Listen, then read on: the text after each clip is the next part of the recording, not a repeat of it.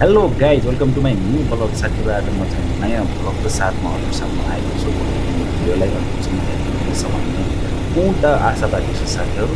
र साथसाथै मेरो यो युट्युब च्यानललाई सबैजना साथीहरूले सब्सक्राइब गरेर सहयोग गरिदिनु होला साथीहरू। र बाँकी चाहिँ भिडियो मार्फत मेरो ब्लगलाई चाहिँ हेरिदिनुहोस्। धन्यवाद है साथीहरू।